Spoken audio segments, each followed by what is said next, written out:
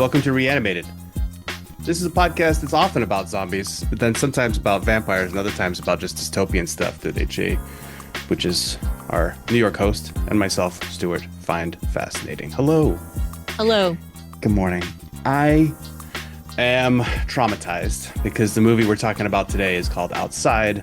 It came out on Netflix in 2024, and my gosh, I knew I wanted to watch it. I don't know if there was any sort of like latent delaying on our part because of vibes. Was there anything on your part that we didn't talk about it until now, other than just like our schedule? No, I mean it's this particular movie, you mean?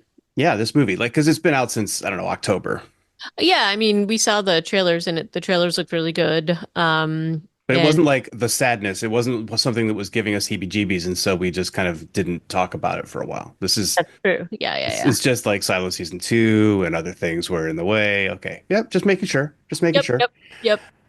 Okay, I think so that's okay. So I'm gonna give everybody a lot of credit here because one of the things that you and I often complain about are trailers that tell way too much and basically tell the whole story. And I think that they kept some of what the theme of this was about somewhat hidden, or hidden enough that I don't know that we could have predicted how disturbing some of this was. And well done, filmmakers. Well well done. done. Kudos. Hats off to you. Well played. I mean, it's I'm not. I don't think it's anywhere near the sadness. I think it's just a well done film that was very Right. affecting.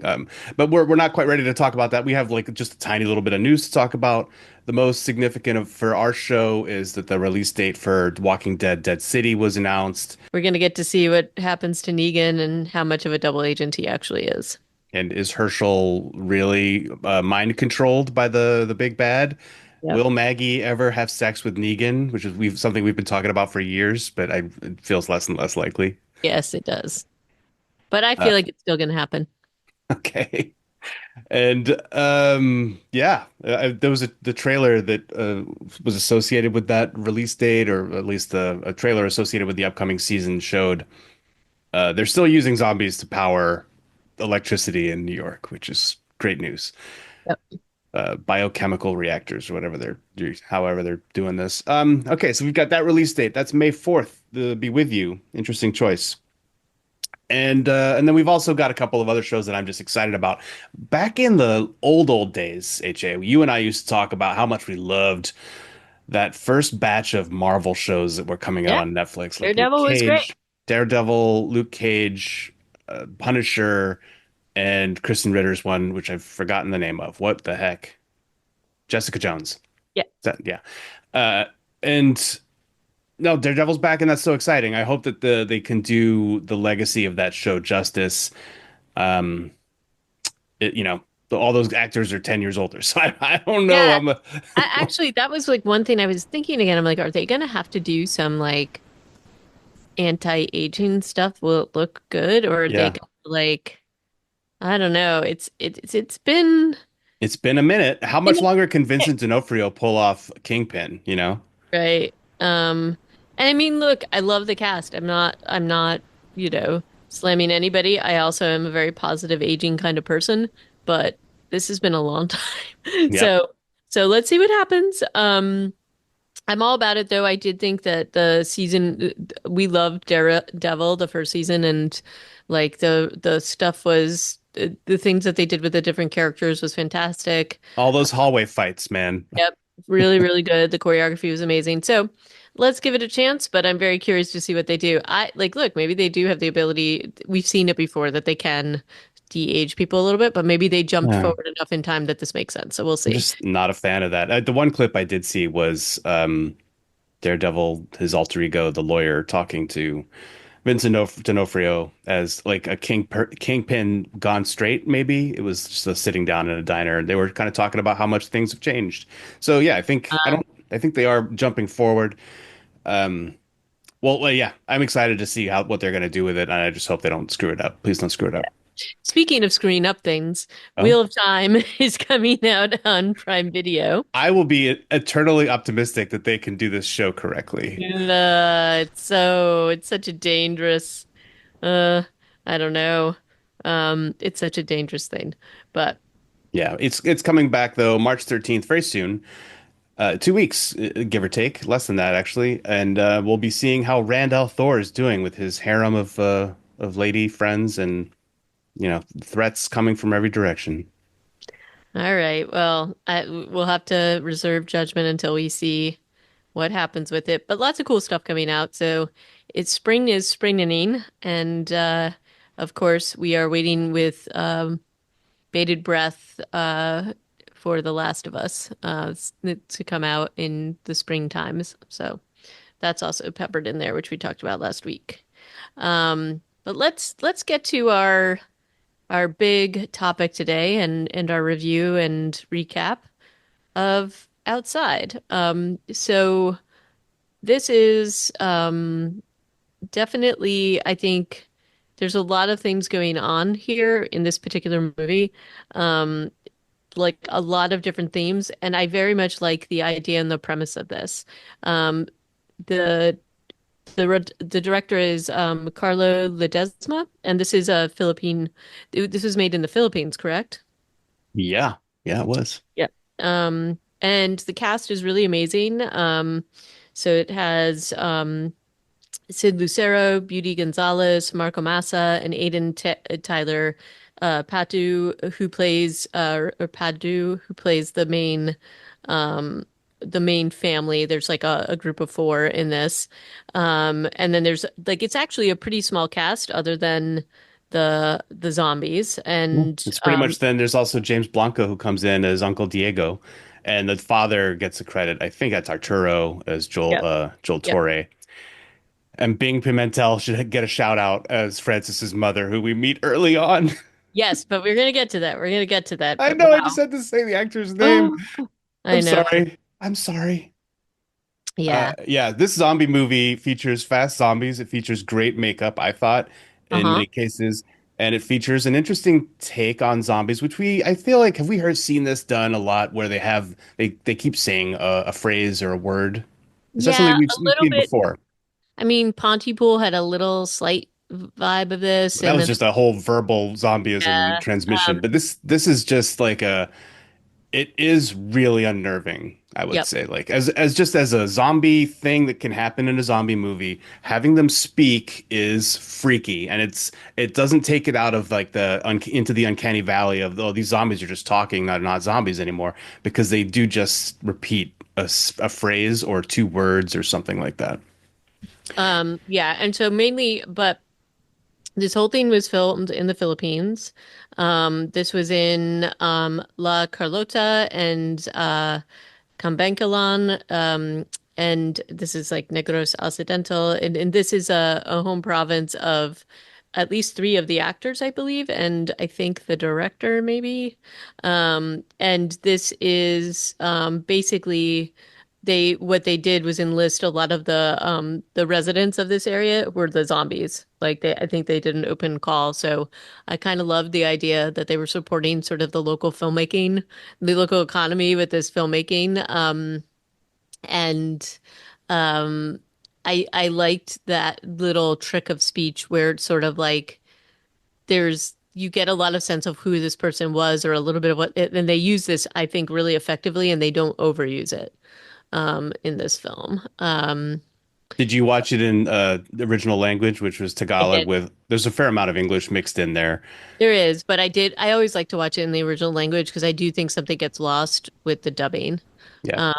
So yeah. I don't know about you, but I know very little about the Philippines, about culture there.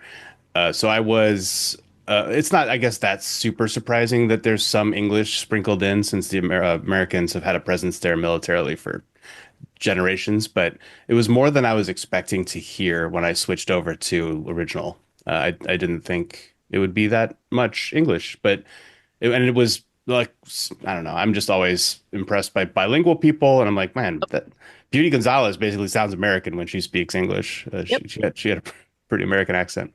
Yep. So it's the kind of movie that is it's not a real pain to watch it with subtitles on because they do kind of go back and forth. Although I would say Francis goes more Tagalog as the movie goes on.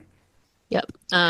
Also throwing in there that they didn't have they also had some challenges. Apparently they had a lot of weather conditions that hampered the filming, but it took about a month, I think, even with the delays. And I do like this whole thing. I mean, there are like only really two or three main places, like just even if you're there's like interior scenes, but anything outside, there's really two locations for like the entire film.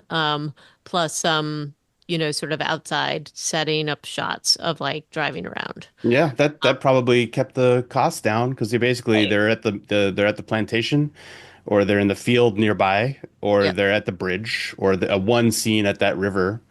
That must have kept costs down. And I don't know if they were shooting exclusively inside that plantation house, but it seemed like it had a lot of great spaces to shoot in.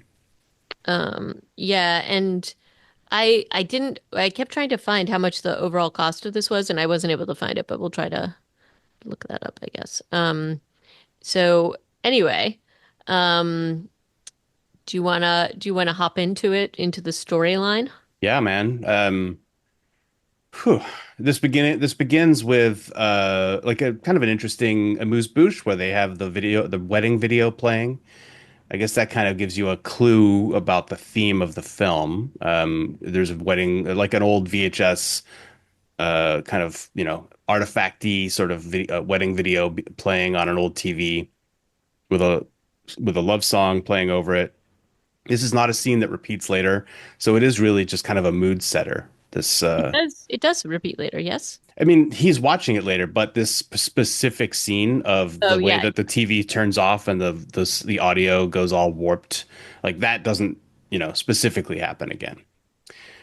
So I think it's mostly there to kind of make you feel the feels. And then, like unless that's a flash forward, we suddenly after that video stops and the music, like I said, the audio kind of warps and slows down until it ends. Then we're suddenly in their Toyota Previa or whatever that van is, with bloody handprints on the windows, and everybody's looking a little bit shell-shocked.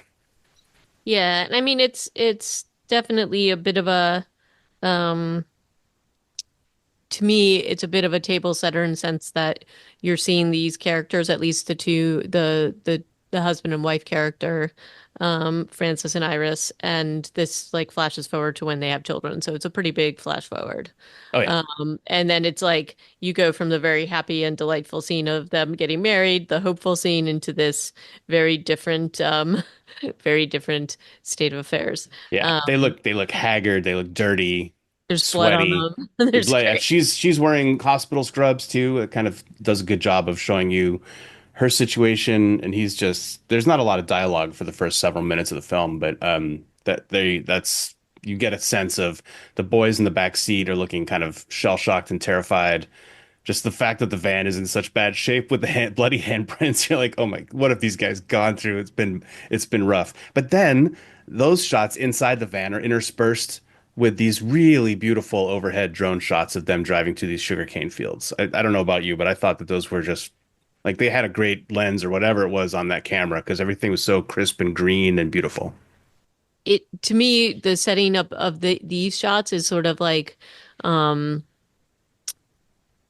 it doesn't. There's not like a ton of people or anything like that. Like it's a plantation, clearly, Yeah, they're but they're very I get rural. It's just they're the only yeah. vehicle on the road. But I just thought those the way that they filmed those specifically, it was just like a beautiful version of a drone shot that could have just been kind of meh. I thought that they were Okay. noticeably beautiful. Sorry, I thought you were focusing in on how green everything was, which I was kind of because I was trying to place, like while I was watching the shot, it's sort of like, okay, where does this place them in the timeline of their zombie apocalypse? Because, again, I would imagine if you're in the Philippines, there's quite a bit of rain depending on the time of year. And so maybe you don't need like a ton of like outside help for this kind of a farmland, but I don't know enough about it. Yeah. I was trying in my head while I was watching this to be like, well, where does this put them in the timeline? Is this like so new and immediate? And we find out a little bit more as they get into it, but I Yeah, still had a it's few questions interesting. about this and the maintenance of like this whole area and how that would work as things progressed. As So, we find out sorry. later, this whole thing started in the fall, Mhm. and I guess that's kind of when they're driving to the plantation, and then there's I don't know what they go through the new year probably. Oh no, it's actually still a fall because they have Christmas in September. So maybe that's summer when they're driving to the plantation. Mhm. Um, it's but yeah, it's interesting because they are there for an amount of like a decent amount of time. There's at least 1 2 week jump in time, but it also feels at other times like more time has passed. Right. So maybe it's only a couple of weeks that they're there, but it felt like longer. But yeah. This is I was also curious, like how long are these sugarcane fields going to be okay with like nobody taking care of them? Yeah, so that's what I was kind of thinking was like, how is this kind of slotting into where we know things are, how things are unraveling, and, unfolding. And Yeah. so we find out an answer fairly quickly here, a little bit anyway, when they get to this house.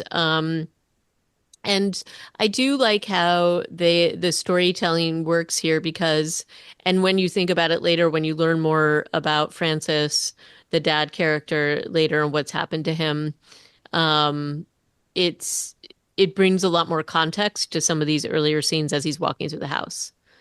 Yeah. Um, And him like this guy, Sid Lucero, I think he's doing such amazing work in oh, this film. he's really Honestly, good. I was kind of like Team Francis almost the whole way through the film, or at least not Team Francis, but like I felt so much empathy for this character.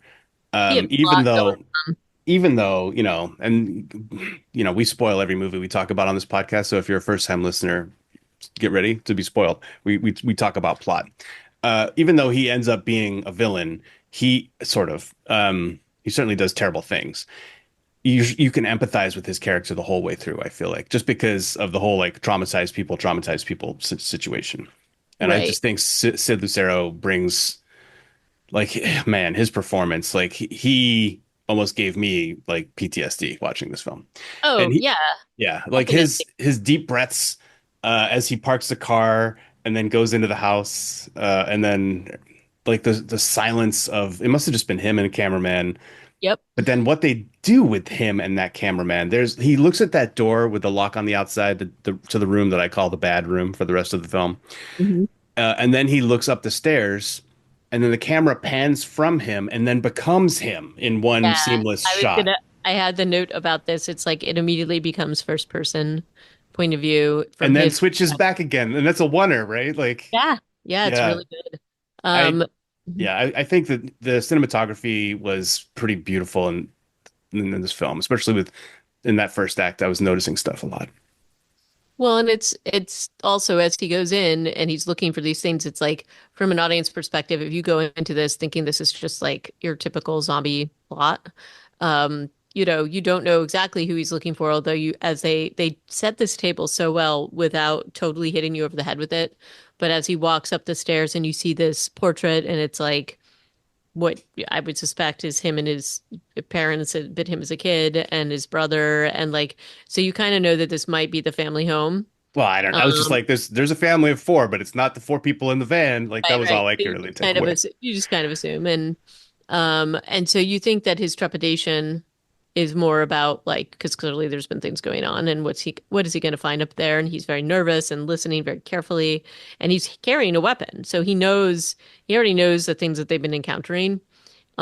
And then again, really big spoilers. Also, just a little bit of a trigger warning because there's a lot of violence in this, and there's things that might set people off. So I think we should say just at the outset, there's a lot of like implied childhood abuse, though nothing like explicit. But clearly, like and there's also there's like mentions of suicide, and there is a specific suicidal scene set up in here, which we're about to talk about.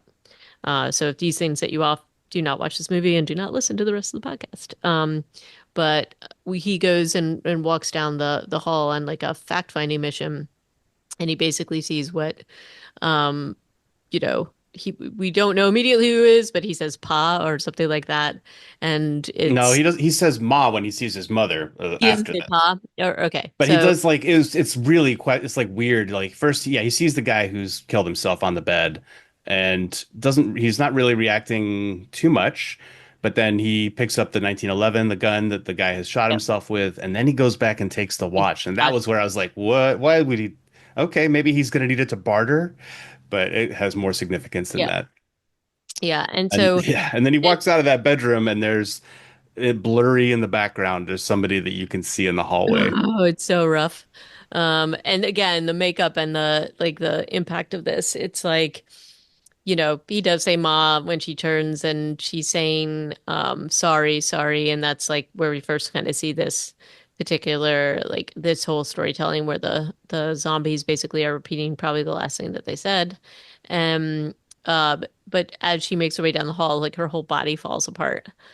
So she's like the Yeah. decomp thing is happening. So that's another part of this is that the zombies aren't necessarily getting stronger. Their decomp is happening. They're getting weaker. I don't But know. This this I doesn't feel like stop is the her. only weak point in the film Yeah. when you come back to it after they say stuff later, Yeah. because they do try to make you think, oh, the zombies are getting weaker and dying off. But she basically falls in half. And And still I'm not keeps sure how coming that pretty happened. powerfully. Yeah, and then And she's yeah. still talking and crawling toward him to presumably to eat him. So I yeah, like the impact of this scene is super crazy So and strong and it's yeah. terrifying. It's maybe Yeah. one of the scariest scenes in the film. Agree. But then when later on they're like, oh, eventually the zombies are all going to die off. Then you're like, nah, because you didn't see mom crawling down the hallway when she was ripped in half, and that happened. And she didn't look like she was getting weaker. Yeah. Yep. But he takes her out. Again, the point of view here is pretty disturbing, and you see him seeing her in the way that he probably is seeing her, and it's very upsetting. Um, and then, takes care of business and then goes out and is like, okay, we're gonna stay here for a while. And there's just like I have to say again, this cast is incredibly good because there's so much family dysfunction going on. And they all play it really well. So we have obviously the stress happening because of the crisis at hand, which you would think is the most important crisis, but it's not, because I guess regardless of whatever zombie apocalypse is happening or whatever challenges you have, some of your personal challenges are still happening, and there's definitely tension within this family. Um, Yeah. It's I would say for the first day, these first scenes, it's not super clear where their tension is coming from. It's more about the situation that they're in. But as more scenes happen, you get to start to feel for sure, especially the first scene with dad with Francis and Joshua, whose name was also Kyle at some point. Did you get any of that? Like this guy's name was Kyle from the subtitles? yeah, Joshua? it was Joshua, but I didn't get the Kyle part. You never saw any Kyle? Okay, because I was definitely seeing Kyle will go with you. Oh, I But didn't get that maybe at it was all. a bad subtitle, and those happen. Hmm. Okay, either way, so they like the first night they all sleep in one bedroom. Francis stays up all night looking out the window, and you're like, yeah, I would probably be doing that too. I wouldn't feel safe in this house. So they're still wigging out about the situation that what they've gone through, and Francis is understandably wigging out about having just shot his mom's animated torso crawling toward him and seeing his dad has just been Mhm. or is dead. So he's freaking out for other reasons, but we don't know how much more he could be freaking out. Well, But they then pretty yeah, quickly go to the bad room to just check out the generator or whatever's going on. And there's like little disturbing like childhood like scratch drawings into the wall and stuff like that. And like you get the sense like he keeps having like he has these moments, these very quick little flashes that have nothing to do with this. So you do get the sense that he is working through some trauma of his own. Um, yeah, and if you but pause it to see what the flashes are, it's like creepy. yeah, They like get more and more. somebody shooting somebody with glasses on. So Yeah. yeah, and the only guy I would think we know with glasses is Francis. Yep.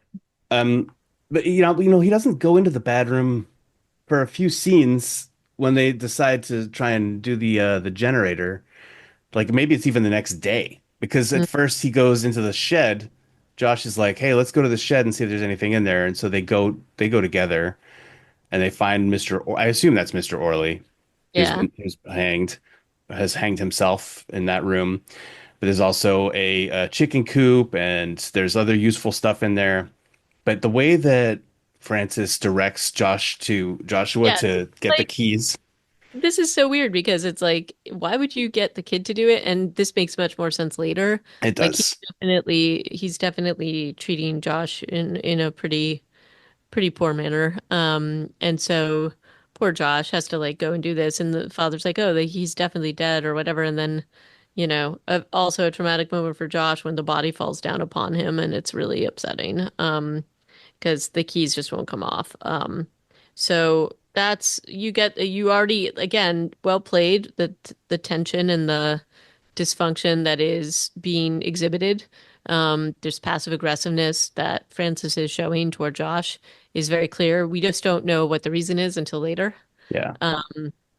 And so this is really again just an amazing cast that they've put together, and their acting is incredible. And then, the aftermath of this is that, we have Josh coming out, going to like wash himself, which any kid would do because this is just horrible. Um, and, Iris is looking at Francis like what happened, and like you definitely see her like antenna going up in this situation, and it's Francis kind of plays it off like, "Oh, I didn't do anything," like so. There's a lot of like inter-family dynamics that you think at first are related to all of this, but it's not. Yeah, Um, there's layers. There's layers that definitely become, and that is great writing, I think. The way that the story unfolds through the way that they're showing you what's going on here. And you were right that they do go into the generator room after that, after the scene at the well. But the generator's out of gas. And while Francis is checking the generator, he's having what's clearly like a nervous breakdown. He starts to like gasp, or like this becomes a telltale thing that he does when he's being really affected by his childhood trauma, is he like stutters and gasps. And again, this is Sid Lucero, just wow, like, you know. But Um, there's also the other things is to see here. Look, there's so many layers, but Iris is incredibly empathetic to him because she knows clearly what happened. yeah, And she asks, like, how are you being here? And he's almost like, it doesn't matter anymore or whatever, and it's a safe place. And he's weirdly fixated on staying here because it feels safe versus other places. yeah. And this becomes a point of tension. And Um, you can tell that there's like it's affecting him in odd ways. Like he stops the family from eating their first dinner to yep, say grace, which clearly none of them do because the boys are looking at him like, "What?" And he right. doesn't remember the words, and Iris has to remind him. And they say grace in English too, which I thought was very Yeah. interesting. That's like the first English I think I remember hearing or the first, I think big this is patch the of it. first full patch of English because there's like words here and there, Yeah. definitely. But so everybody is like, wait, why are you saying grace? And it's like, we now know it's clearly because that was how things were done in this house. And he's just starting already to bring back, things that they did when he was a kid. And I feel like this should be a huge red flag, but, what can they do? What can they do? But I guess Iris knows that it's not good too, because, she very soon is making recommendations like, we probably shouldn't be here. Right. Like And then the next also, day, the next day, she's like, "This is bad. This place is bad for you, and we should leave." yep. And also, I mean, Josh is saying, as kids do or whatever, but Josh is also saying that his girlfriend and her family are going to the mountains and that other people are too. And there's this like, so there's this thing where it's like the kids are participating in the dynamic. They just don't fully understand what dynamic they're participating in, maybe. Although later it becomes clear that they do understand more than you think, because kids always do. But you know, there's an immediate pushback from Francis just about the idea of going to the mountains, and suspicion when Iris suggests it, and even more when they ultimately decide to do this later.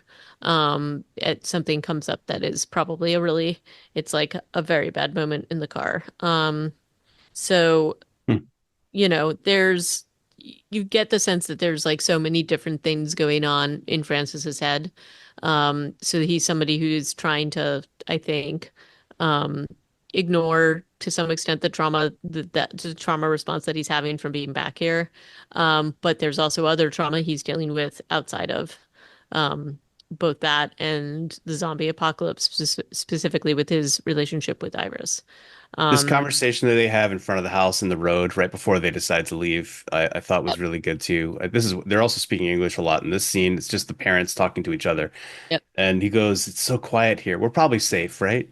He's really just like projecting wishful thinking here. But he's also saying this on a dirt road in front of a house with no walls, and they're surrounded in every direction by like 10-foot tall sugarcane fields. yep. They don't, I think this film doesn't capitalize, well, it kind of does later on, but it doesn't capitalize as much as I thought it would on The things fields and up, how it could hide things. yeah, Yeah, things appearing out of these fields. I guess, the closest thing to that is the fire shooting practice later on. But yep, like to me as a zombie apocalypse hole-up site, this house, sure, it's like big and old. It probably has thick walls, and the front door is actually looks pretty strong, and there's not a lot of ways to get in. The windows aren't that big. It's still, and it does have fresh water, but the fact that there's no wall right. around that front yard, which is where their water source is, I think is the biggest problem with this place. Otherwise, childhood trauma aside, it's not a bad place to hole up. Well, I mean, and especially not a bad place from it sounds like where they came from. The other part that just troubled me, and this was like more of a plot point, is that so they took the chickens who had been basically in a sheltered and protected area and they put them Yeah. out and made them vulnerable. And that seemed like a weird idea to me because they're your only food source, or they're like one of the only food sources other than the sugar cane. And so, like the eggs and things like that. Hmm. Um, and it seemed like the caretaker understood that, which is why he was keeping them in the other building. And so for them to move it outside seemed like a strange decision to me. Yeah, well, Um, Francis is not a farmer. We don't really know what he did up right. until now, but yeah, so maybe he made that decision out of ignorance or naivete, Could Right. Well, certainly maybe. could be. But the point is that this whole area is incredibly exposed. Yeah. So, so what, and I didn't even think about the other part that ends up happening. Um, and so, they're still not really set up in a really great way to survive this. The only thing they got going for them is that there doesn't seem to be a lot of people around. Um, This conversation on the street where he's like, "This place is safe," and she's saying, "No, this place is bad for oh. you. We should leave." And they talk about their wedding or their marriage problems. Mhm. Francis then turns to her and, in a really nice Act One sort of Francis moment, says, "I'm ready to move on if you are." But he's actually talking about like in several different ways. Like I liked how layered that statement was. He's ready to Mhm. move on from what we can guess was an infidelity in their marriage, Yep. and from the house, and like smash cut to them driving away in their Toyota again. Yep. But then things don't go so well on this drive, unfortunately. If only Josh had not Kept his mouth mentioned, shut. don't talk about we don't talk about Diego or Bruno. Yep. So Francis, yeah, Uncle Diego comes up. This is clearly a trigger for Francis. He starts to like shift every 2 seconds into a higher gear. He is going, it doesn't look like he's going that fast, but just how much he's shifting makes it seem like he's going pretty fast. Yep. And Iris and Francis start to argue because Diego was apparently in touch with Iris before they left town or their home. I have to take issue with the fact Josh is not a dumb kid. I I mean, just don't you think. said earlier that he might know more than he's letting on. I'm not sure that he did until this point. I think he figures it out in the course of the movie, not necessarily that he knew Maybe in the before. course of what happens in this whole conversation, but Yeah, and so he's like, yeah, I overheard Mom and Uncle Diego talking, which is like, how would he have? Did he pick up the phone? Like, because he says that they had a phone conversation, so how would he know what Uncle Diego said? But anyway, clearly this sets off Francis in a very bad way. yeah. And still are going to still going to the mountains, so to speak, but they get thwarted because there's a bridge that is blocked. And Iris knows that things are just not going well because she's just like, okay, I'm going to clear this no matter what, which is like, probably not the best idea. And this goes I mean, horribly bad. it looked clear in her defense. Like there's nobody in sight. It's just a few vehicles. There Right. is room to drive the van on the left-hand side of the road if you can pick up those motorcycles and move Come one on, of but those, you just move got to that. move the whole barbed wire fence situation, which, Yeah. is probably not the best plan to try to break it with a machete. Probably some getting some wire cutters might be Wire better. cutters would have been key, and maybe a farm would have them. I don't know, but yeah, they would probably been smart to take wire cutters with them. But so she swacks it with her machete a few times, and a zombie soldier stands up and asks for her papers. Which Yep. I love this. This is great. But also, you're like, she is pretty far away. Francis Yep. is in the van with the kids. How can this end well? She runs away smartly. She's like, "Oh, I gotta go." But the thing that we are all learning here is sound. Sound is what motivates these zombies. They are initially, anyway, they are alerted by noise. Well, Um, it's not just by noise because it's also by noise and by smell, and they do and this thing smell where and they're sight, yeah, there are other scenes later. But what I'm saying is, initially, what gets her into trouble is making a yep, loudish noise, and yep. that fast forward to another scene later when we're doing firing practice, where clearly Francis is like halfway off out of his mind by then anyway, so maybe you can give him a pass. But oh my gosh, that was predictable, right? Yeah. And so anyway, he comes out, he rescues Iris from the initial zombie, but then And important to point out, he's an amazing shot. he's a really good shot. Yep. Like And you he find out misses later one or why. two other shots later in the movie, but here he's doing, and especially when the second zombie comes out on the bridge and Joshua blows the horn, he just freaking shoots a zombie right in the head on a spin, and it's incredible. So What props I to like about Francis. this is that later we figure out why. But he was clearly trained by his father, and Oh so yeah, and in a pretty horrific way, but like just this is something that was drilled into him. So even the fact that he is a good shot is a bit of a traumatic thing. The fact that he's using this gun in this way. And this is, I will also say that the choreography here, when Francis is escaping the horde of zombies that then suddenly arise, is pretty good. Like I yeah. really like how it was pretty realistic. I thought his physical, his physicality during this He's the was really stunt man, good. right? Like He's great. it's He's Sid great. Lucero doing it. I mean, they're not Yeah. like he's not jumping off of buildings, but he's No, no, no, doing but parkour over a bunch of yeah. vehicles, and And it's it's believable. Yeah. it's Uh, believable and great, and it's not forced, and it's done really, really well. And the only thing I will say at the end of it, like, so his big finale is that he finds a grenade to take out them, but I felt like it didn't feel like they were close enough for him to have taken out all of them. Like, it still feels like he would have gotten bitten at some point, but they don't do that, so that's fine. And they also Um, like somebody on the production is like throwing severed arms and legs at yeah, I at know. Francis after that. I'm like, I Yeah, mean, grenades, yeah, it would be bad, but only for like one or two zombies, and it might yeah, not yeah. even like. Do we know? Yeah, they have to be shot in the head or Right. maybe. So it still might have kept them going, but Yeah. and then the only other thing that was like so Iris got the kids out of the car in the meantime to escape. And I guess he leaves the car behind, but if he had kind of taken out everybody, it feels like he probably could have grabbed the car Yeah. on the Yeah, but way out. That a again, little maybe this is him thinking ahead, you know, maybe because he doesn't want that car, it turns out, as we find out later on. really doesn't want that car. But they do go back to the house on foot after this. The boys, I'm sure, are just even more traumatized. He says as they walk into the house, "We tried it your way," to Iris. And then we jump forward 2 weeks. Hmm. So that I think brings us into Act Two. And he's actually back at the bridge 2 weeks later, and there's a gross shot of zombies inside a person's face. Not sorry, zombies, maggots inside a person's face. Ugh. And this is where we start to see Francis has little cogs in his head, and they're turning. And he gets in the van, starts it up, and then he just starts to think real hard. And there are often scenes going forward in this film where Francis thinks real hard, and you know that whenever he is, it's not good, basically. Yep. And Uh, so Back at the yeah, house, Iris is like mopping. She's wearing like, house cleaning clothes. She's smoking cigarettes. The boys are playing.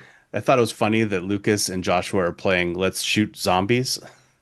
yep, Like maybe that's just the only way that they can deal with their trauma, but I don't know. yeah. Um, yeah, it's I mean, I think kids are always pretty resilient, so they're gonna try to make things a little bit more normal for themselves. And so this seems, like Lucas has already had this little army guy, like a GI Joe guy, and like they've been sort of playing like this game for a while. So it's the normal thing, I think, with kids to try to make the best out of a situation and to normalize things. So I think that was actually pretty on point, that these are normal reactions for kids to have. Um, so yeah, so anyway, they see Francis coming back carrying his little thing, and Iris is skeptical, and she's just like, what is this? And Francis is like, he's got fuel, he's got all, he's like, this is a surprise. And, he's like, oh, the van wouldn't start. And she looks like, no way is that true. But she's just kind of going along with it. And then it's like, Francis is like, okay, we're going to just make this our house and home base and sets up the generator, to give them air conditioning and things that are like really a waste of the fuel that the precious fuel that they do have. Because Like, he's starting to become more overtly delusional. I feel yeah, like he yes. wants to create this like home feeling of plenty and brightness and life. Like I guess he's channeling the best times that he had in this house at this point. But so yeah, he's like, I'm gonna turn on lights and I'm gonna turn on that air conditioner and I'm gonna turn on the, Disco. record player and we're gonna dance to disco. And he's, it's charming. He is like lifting the morale of his children. But Iris, you can see her just standing to one side looking at this going like, man, this is bad, or this I am Yep. skeptical. And as Yep. an audience, we think he is breaking all the rules of a horror movie and a zombie movie, and he's making a lot of noise, and his house is like glowing from a distance, no Yep. doubt, at this point. All I could think about was 28 days later when, you get the little candle brings all of them from everywhere. Like, and Yeah. it's just this very, um, I don't know. So this feels like he is withdrawing into this kind of like delusional state where he thinks that we're going to pretend like everything's okay. And to that extent, it really actually plays upon the dysfunctional family, really like that dynamic really well, because that's kind of what kids do. And that's also what kind of like in those kinds of situations. And it's also sometimes what parents do to try to pretend like everything's okay, even though it's not. And so it both applies to the situation they're in with the zombies as well as whatever trauma he's trying to like not relive, but apparently is reliving, even if it's subconsciously. So this is, and then you see the outside observers, like the kids are kind of like, okay, dad's being like this, and they kind of go along with it and they're dancing with him. But the looks that Iris is giving him are like she's really worried, and you can tell. He So is. But I the thought what happens in really like great. one scene later is he puts on the wedding video and he's watching it here. And Hmm. then they make up and he goes to the kitchen and they yeah, they start to have sex in the kitchen. Um and then we cut to Josh's room where he's charged his phone back up and he's looking at photos of his girlfriend maybe and Yeah, also trying yeah. to enjoy some sexy times by himself when Lucas is like, Mom and Dad are busy. Can I play with you? It makes you And to wonder. his credit, Josh being the hero of the movie, him and No. Iris are the heroes of the movie. He's like, fine, come on in, let's play. And so he finishes his business, as it were, and like spends some nice time with Lucas looking at Dad's old toys. And then they have like a pretty serious conversation about like, oh, you know what, Mom and Dad are happier now. Does that mean that they'll stop being mad at us? Hmm.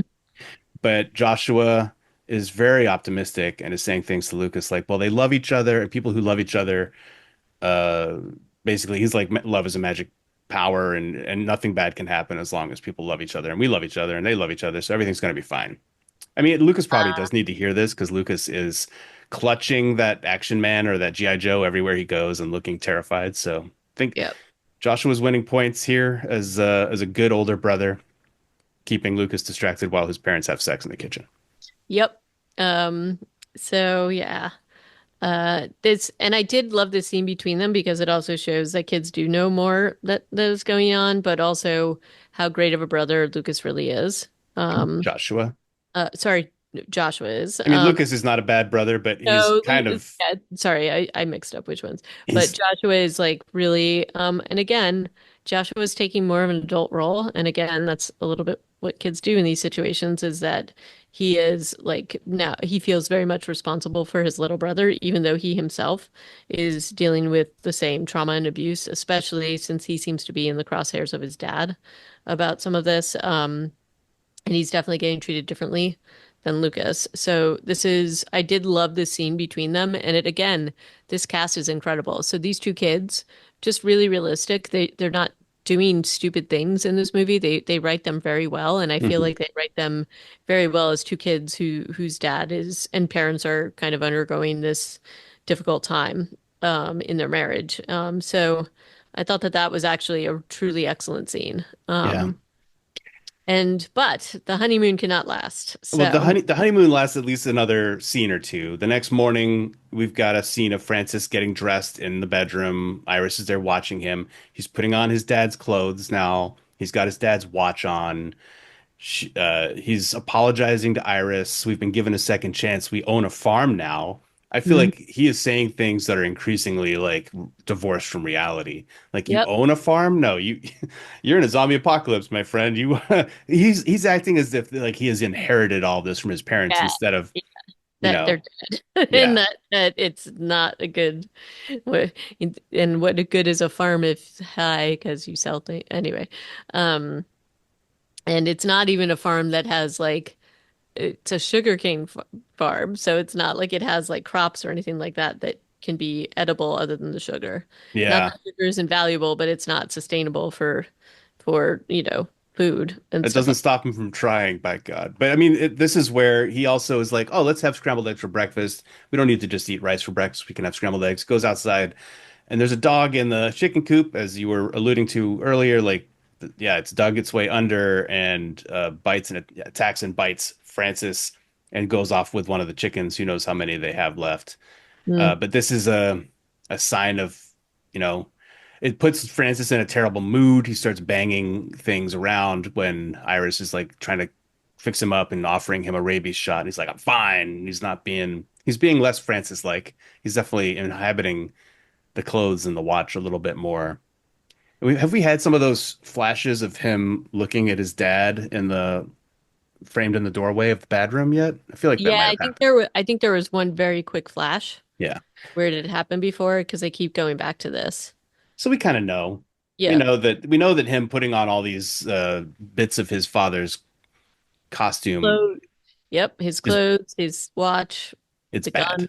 It's And the bad. gun, yeah, the gun always in his waistband when it's not just in his hand. As the Mm-hmm. film goes on, he's often just carrying the gun around. Mm-hmm. Uh yeah, so the dog bite is a bad sign. It like shakes his confidence, I think, and then when he's not certain, he's a big jerk. Yeah, Um but it's also, Iris is like, "Oh, we need to go to the hospital and get you some rabies shots." And he's like, "No, we can't do that and it'll be fine and we're on a farm now, so we're gonna be fine." And she keeps looking at him like, this is probably not a good thing." And he starts to unravel. The dog bite is really the start of a very different yeah. set of dynamics and the The tension next between thing that happens is Josh hears something on the radio. We know he heard it because we're the audience, and as long as Josh is a reliable narrator, we know it's happening. But then uh, Francis is like, "How do we know you even heard anything? That radio doesn't work." And he's gaslighting the hell out of Josh. yeah, And Iris is like, "Wait, don't disbelieve him. He said it." But now we know. I think we basically all know Josh is probably not Francis's kid. And Francis is reacting to him this way because he knows this too. And the fact that it's his brother who is probably the father of Joshua. What a messed up family Francis comes from, yep, yep. frankly.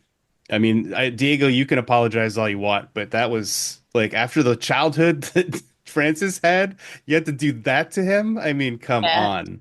His brother's not Jesus. great. No, I mean he's also like a heroic character, but poor Francis, like, that's why I'm saying Francis I empathize with a lot, except for the fact that he goes absolutely around the bend. Yeah, but he doesn't, and he takes it out on Josh, which is like, Absolutely not okay. Yeah, and Joshua looks up to him, loves him, adores him, and it's super tragic. yep.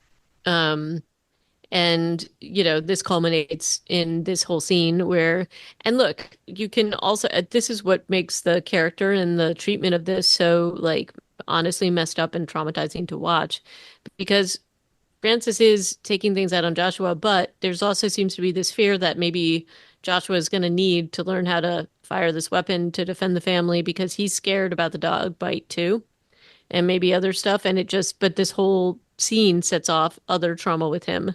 And so it's incredibly upsetting and also very poor judgment, which, he seems to be having, like he's not looking well. And so again, there's always this feeling like was the dog infected with whatever the zombie thing is? Like, are these the initial symptoms that he's showing? Is this rabies? Who knows? But taking a kid out into the field and shooting a weapon that's making loud noises that we know can attract zombies is probably a very poor decision. And so, and that in addition to the trauma that he is raining down upon Joshua while living his own trauma, Yeah, there's so many layers screaming, to shoot the gun, Francis. This is how you shoot a gun, that. Francis, to his Yeah, son Joshua. Yeah. yeah. And then obviously this does not end well. And so you suddenly see basically what is, I think, essentially the parish next door.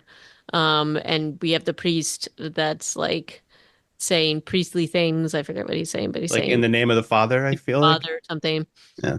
And and then there's like more and more, and this is really like well done. And Francis snaps out of it, picks up Lucas, and they all start running.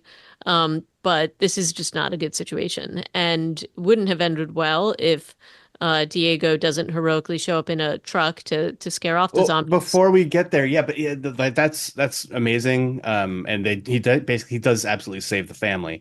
But Mhm. when they go into the house and close the door, the zombies all stop. Like so they have like no object permanence, maybe. They can't keep chasing them if they lose track of them because all they do is close the Right. door and the zombies stop and start sniffing. And then of course Francis making a bad decision after bad decision peeks over the balcony Yeah, and and they sets them s- off again. and they yeah, they see him and run toward the house again and then Diego does or who we find out is Diego pulls up to the house and honks his horn and then drives away leading them off. What we find out the next morning is there's some windows have been broken, the chickens are all gone, and Francis is looking around like this is bad, but then goes to the river and finds the driver of the car, who is Diego. The fact that they like he went Yep. right to where he was, obviously, I think we know what this is going to be. Yep. Diego makes one really really bad decision in this conversation, which is to call into doubt that Francis can help his own family. Like I feel like how like what a moronic thing to do. Yep. It might have gone a different way if he hadn't said, "Look at you, you can barely even protect your family." Yep. And then it sets him off again. And I mean, the thing about this that's so upsetting is that Diego does know, kind of like apologizes for the fact that obviously he slept with Iris and that it was a poorly timed, stupid decision. And he admits that. And there's definitely a lot going on there. But then just sort of like falls right into that dysfunction and whatever dynamic they have and plays into, honestly, confirms Francis's worst insecurities, essentially. And, Francis just his reaction is to dig in even deeper. Yeah. And so he And what's basically, also super sad here is that Diego admits that his wife and child have been turned into zombies. Like Mhm. Francis and his family are the only people that Diego has left. He could just say that But he does. instead he's like, "Let me help you. I can help you." Right. And so we know that that's not going to end well. And so Francis just basically chases him off. Diego still tries and like leaves the map of where, the camp is. And Francis initially tries to vermin it, but then like kind of stuffs it in his pocket. This becomes the plot point later on. And then he goes home and he tells Iris that Diego's dead, and gives her the coat and that their best course is to stay inside. And this becomes his whole theme is like, we're going to stay here. We're going to buckle down. We're not going anywhere. There's a whole like kind of sub tension just about the fact that I don't know that she fully believes him and she's right not to. Yeah. There's one It's more awesome. moment of cinematography here. After he tells her I was too late, she goes inside. He stands outside. He turns around and looks toward the driveway, and the camera like quickly zooms in on him. It's like it's a wild, I think it's to make you feel unsettled. It works really Feels a well. little like The Shining, actually. Yeah, That kind of like tight little shot where it's yeah. like things happening with the character that we, the audience, can see. And yes, some other people can see. They just don't know how bad it is yet. Like he's clearly going bananas at this Yep. point. Where he's lying to her constantly now about the fan, about Diego, and yeah, the boys are scared and shocked and sad. Iris says to Josh in one of these scenes, "You smile the same." She's like sharing a cigarette with Joshua. He's while this is while Francis is out in the shed, like hammering pieces of wood together, and Iris again. Iris shares a cigarette with Joshua and tells him that she smiles the same. She's clearly like mourning Diego, who she might actually love. Yep. I'm not 100% sure if that really is the case. She certainly Um, doesn't. She like when she talks later about wanting to leave Francis, it's more about herself, but he calls her on that and says it's not true. I don't know. mhm. Could go I either don't way. know, but she still does love Francis. I mean, I think she does to some extent. I think she loved them both, maybe. Um, And I think obviously she did because she even says at some point to Frances that if they hadn't worked things out, you know, they wouldn't have Lucas. And so there is some love between them on that front. And I think it's complicated. Yeah. He has insecurities, and it sounds like he maybe did something too. Like it just sounds like there's like no trust there, and you kind of understand why to some extent. But um, it is. Um, it's probably something that Francis clearly cannot get over. So I don't know. And maybe he Um, could have if he hadn't stayed in this house, right? Like maybe. there's a pretty good jump scare scene that comes here because Lucas is inside swatting Yep. flies, and then ends up going into the bad room, which you're like, oh, this feels a lot like The Shining too, right? The Oh, whole kid goes into the scary place. But in the scary, it's actually not, it's nothing like there's a haunting in the scary room. It's actually there's a zombie outside that when mhm, he sees it and it sees him, he backs up and walks into his mother. Thank goodness. mhm. Um, who, but it was a pretty good jump scare. It had me jump anyway. Me too. Uh, and this is where Iris talks about, oh, don't worry, they're all dying off. Look how weak it is. It can't get in here. And Francis is outside listening to this, and wheels are turning. And this is where he starts to come up with more of his plan to trick everybody to stay at the farm because he's just spiraling the drain here. You can't continue to live your delusion if you have outside confirmation that there's a reality other than that. And that's a little bit of which is artful about this. His isolating of them is sort of a continuation of the dysfunction that's been happening. And you know, there's more stuff that happens like he's pretending that there's Christmas and like things like that. It's just like keeps going further and further off the rails of reality. And like that's you know, he he kills the the zombie that Lucas is seen outside and then immediately is like all we can do is stay inside and he starts again. It's a little like it is a little shining in that he's just like, okay, I'm gonna board up all this stuff. I'm gonna like and he's boarding up stuff like that. It doesn't even make sense. Like both floors, I guess you would do this to make the house more secure overall, but really it's becoming more like they can't go out versus keeping things out from outside. It's about keeping them in, Yeah. um, and controlling them. And, um, this is, it just becomes more and more unhinged. And Lucas is like seeing this and it's just a very upsetting thing because he basically his father just can't hear anything outside of whatever's going on in his own head and they can all see it happening. So it has to feel like a very powerless situation for them. I was wondering in this Christmas scene what they were doing with Francis's lips. They look really dry, and Yep. maybe that makes me wonder if you were onto something with the rabies, but he never gets hydrophobia because No, he's drinking water all the way to the end of drinking the movie. water. So I like that was just one thought, but Yeah, yeah. but yeah, something's weird with him. Like he looks more dehydrated and weird than anybody else. Also, he's wearing a Christmas sweater in September in the Yep. Philippines. That cannot be comfortable. Yep. Um, so, but yeah, this Christmas scene is pretty bad. What does everybody want for Christmas? Lucas wants a bike. Josh Joshua wants a map because he's seen the map on the floor Yep. in the bedroom, and that is a whole ball of wax. Uh, then during this conversation, the gun is on the table. Also, Yep. wow, just unnecessary. And Francis wants another baby, and Iris is just like, what? Yeah. She's like, you're out of your mind. And then he just keeps challenging her on it. And he's like, it would be the perfect time. And she's like, yeah, I don't think so. And then he really brings their conflict into the open with the kids. This And is this, so difficult.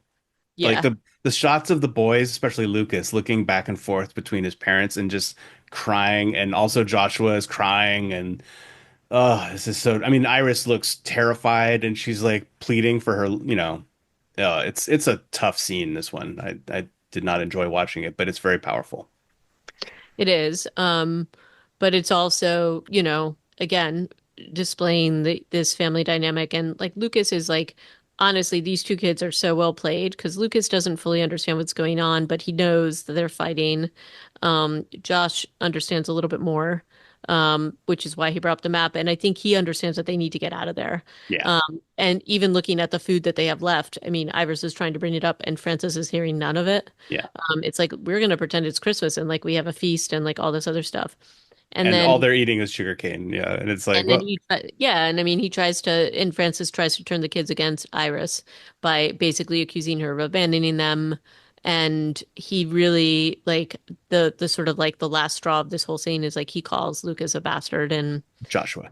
sorry, Joshua a bastard. And then it really like Iris just is like, no, like that's just stop doing that. And he kind of pulls it back, but And he Joshua's burns big. the map. Like he pulls Yep. out the Zippo and burns the map, and then Yep. Iris slaps him Hmm. and leaves. The next day, she has to mend some fences because of all the damage that Francis has done, with telling the boys that she wanted to leave them. And so like Francis is out in the fields chopping sugarcane, I guess. Iris joins a little reading party that Lucas is having. He's reading in English, Yep. and they're reading The Boy Who Cried Wolf and Why Did He Lie? And you can might see see the writing on the wall that this is going to be a Deus Ex Machina for the third act, and it certainly does become one, and that's great. I think this is actually well done. I don't mind Mm-mm. stuff like that at all.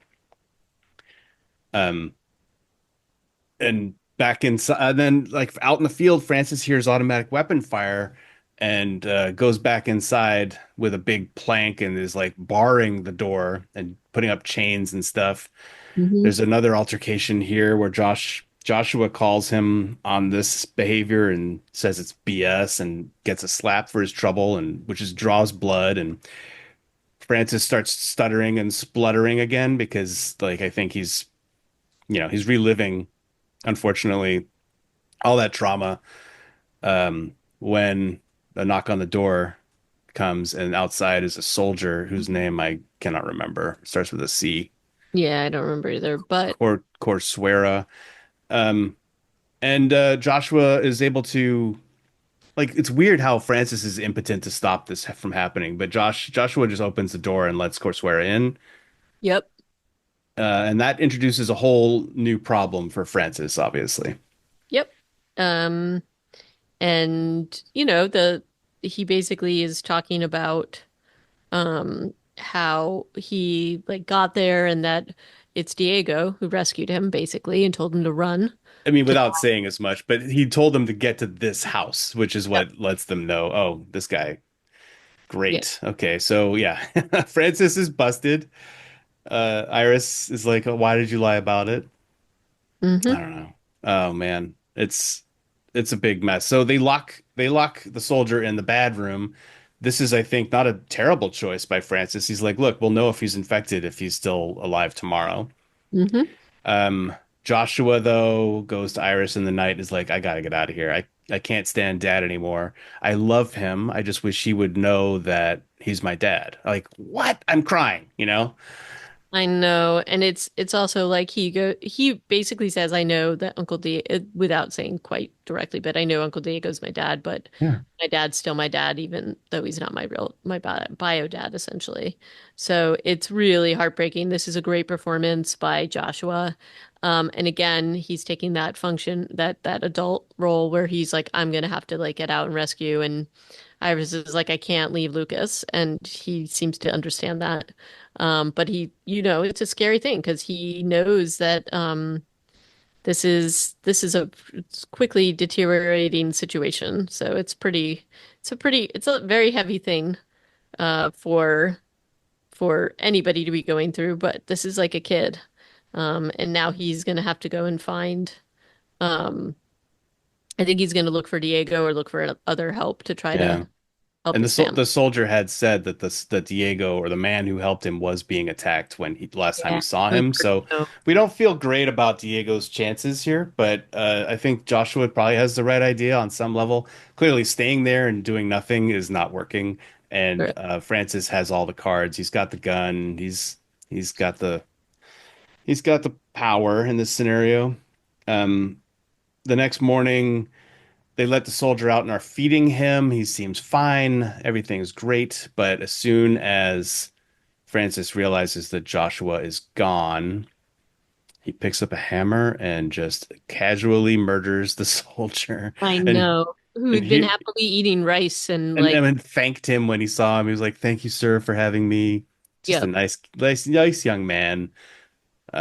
And yeah, just a hammer to the head, and in front of Lucas and Iris, who are yep, horrifying. horrified and terrified. Iris gets basically attacked, knocked out, and then they wake up in the bad room with Lucas just sitting there next to her. This poor kid. Yeah, the sport kid. And it gets even worse because it'll make things better if Francis kills the dog that bit him and tries to feed it to them. Well, does Um, he? I mean, I think we can guess that he killed the dog because the that's dog shows up outside again after he's sitting down casually, like eating breakfast across from the dead soldier. yep, The dog shows up outside, and Francis like gets a look on his face, but then immediately appears in the bedroom wearing the soldier's uniform and saluting and being all weird, yep. but with a big steak on a tray. And is this soldier steak or is this dog steak? Well, I Like, think Iris thinks it's probably soldier steak. I don't think she knows what other decision? Like, what other option is there for her? Right? yeah. He's wearing the guy's clothes. Yep, yep. And so she's like, Yeah. nope, don't eat it. Don't eat it, Lucas. And it's just these incredibly deteriorating scenes between them. And he, you know, decides that they're ungrateful and like goes away. And then Well, he Lucas, she tries to like mind game him and be like, "I'm so grateful for you. Let's be together." mm, But then it no, doesn't work out. because he catches that she's trying to get the knife. Um, and then, Lucas has the bright idea after they're locked in again that he's gonna cry wolf essentially so that Iris can try to take out Francis, which she does. It's weird that she uses the bone from the steak to stab him instead of the crowbar, Right? which she was Great, using but on the window earlier. But maybe it yeah, was handy. But I think, they do make a run for it. Unfortunately, what is outside is Diego zombified, and it this took is me just, a minute to recognize him. I don't know about yeah, you. it did too. I actually had to go back and was that Diego? And he says run, and so that's like the last thing, and it's what he probably yelled to the soldier that got away. Yeah. And so that's pretty upsetting and a pretty like impactful last few words that he has. But also, he's chasing after Iris. He gets a hold of Lucas, and then Because Lucas hits him with like a little, I don't know, he hits him with maybe oh, with his army man. I Like, get know off of my mommy. Oh God, so hard to watch. it's But the she roughest. cannot. Like Yeah, every time you think more bad things can happen, this is like just all of it. And but so Fran also Francis has been in the bad room having mega flashbacks of like the worst parts of his trauma, right? And he's like only seeing his dad, who's appearing to him as a zombie now. But then he hears the screams of his wife and child in the main house and busts down the door, um, and manages to save them, and smashes Diego's head in with the butt of his pistol, but then immediately turns on Iris again. He's like, "You let him into the house." Yep. And it's you're like, "Oh, God damn it, Francis, can you not, can't you just have the opposite of a psychotic break here? That would be great." Yeah. But clearly Um, not. And the only Luke, thing that like wakes him up is Lucas being like, "Mommy, Daddy," and he's bleeding. Oh God. Iris jumps into action like a good trauma nurse, tourniquets the hand, and then is like, "Francis, help me." And he's not helping. He's just kind of sitting in the corner. And she takes out the machete. And oh, it's not a clean amputation, I would say. oh, In fact, oh, it is it's horrible. the very opposite. And Lucas is still like this like sweet little kid and like, oh, this was so I traumatizing. was really hoping, I saw her pull out a syringe. I was really hoping that she was going to give him a rabies shot, kind of Yeah, like so did in I, and Salem's I Lot. thought maybe that would help. But no, that is not what And that happened. is not what happened. She takes Uh, seven chops. oh, it's so bad. Seven chops. I'll admit to you, I couldn't really fully watch it. I just couldn't do it. And then Um, she manages to get through to Francis. Like a nurse, I think in nurse mode is one of those people you just listen to. And I guess that works on Francis here because he does break out of his catatonic state, just kind of crouched over in the corner, and does go run to get at the van because she's like, he has to get to a hospital. right. Um, and then they're just kind of, they don't move much till the end of or through the end of the movie. They're just sitting there on that upper floor landing with, Lucas's freshly amputated arm, tourniquet. Yeah. And just when you think it can't get any more traumatic, um, Francis, who's still, he's still pretty unhinged, and we don't know exactly what's happening to him, but he ends up back at the bridge, back at the van, and who is there but Joshua.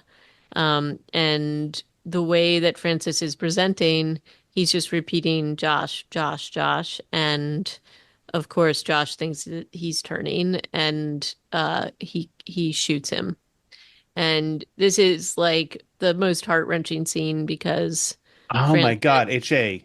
I did not realize that because he was just saying Josh, Josh. Like Yep. that is what I didn't even think that. I was just like, I thought he shot him by accident. No, it's I think Josh thought he was a zombie. And Oh so my God. and look, based on what we're seeing, maybe he was turning, who knows, but No, because then he says, my son. he does say my son, so um which then is even worse because it's Even worse. because Joshua thinks like, oh, he wasn't a zombie and but he's claiming me. And yeah, and that's like that ends that heart-wrenching scene, and then Josh takes the van, and the last thing is that he's going back to the house, and it's like this is a rough film, but it's really well It's done. so rough. Yeah. She's humming and singing the song that was playing at their wedding Pain, yep. for their first dance. Something about my darling. Yep. And then headlights show on her face, roll credits. You don't know if Lucas is still alive at this point. He Oh, hasn't moved or said anything in a scene or two. yep. Um, Just just uplifting. No. rough. I think the layering in, like making this a thriller that is in the zombie apocalypse, it's super smart. It works really, really well. This would have been a cool little movie, just not in a zombie apocalypse. The Mm, story of Diego, Francis, Iris, and the yep. boys, and Arturo. It would have been interesting as that. And yet they layered in the zombie apocalypse that gives it some extra mechanics, and you got yourself a really, really good film. I thought Well, that what this what was it tells fantastic. me is that no matter what's going on, if unless you deal with that trauma and family dysfunction, you're not getting out alive. Yeah. Um, Well, and they wouldn't have moved back to the farm if it wasn't for the zombie apocalypse. Damn so zombies. They're responsible for everything bad. But anyway, I mean, I would say with a lot of trigger warnings and a lot of like, you know, if any of these things set you off, I would be very careful watching this film. But I would also, I mean, I don't think it needed to be as long as it was. I do It's think the two pace is hours and 20 very minutes. It's slow. I think you yeah. could cut it way down and gotten Eh, the same effect. I think some of that layering with the family dynamics was possible because they did it that way, but I still think it would have been a much stronger film if they had cut the time. I think you could have done what you need to do without that. It's like really long. So, but again, well done. I thought that the cinematography was great. I thought the acting was phenomenal. So, you know, I give this definitely props for what it was. And to me, it's one of the more successful ideas of this kind of a genre. Like this is an interesting multi-layer film. So I'm, you know, aside from my own personal trauma watching it, I thought it was well done. Yeah, incredible. Really just hats off to Sid Lucero for what he Mhm. was doing with as Francis. And then everybody playing off against him was doing, yeah, really, really cool work too. So I don't want to watch it again anytime soon because I need I to, will never watch it again. But and other people might want to. I don't know. yeah, stay out of the bad room, you know? Yep. All right. So let's leave this one behind. As great as it was, we'll move on to something else next time on Reanimated. I don't know what that's going to be yet, but we hope you will come along for the ride. There's plenty for us to catch up on before Dead City and before Last of Us season 2 and these other amazing things that are coming up later this year. If you have thoughts about Outside, please share them with us. Reanimatedpodcast@gmail.com.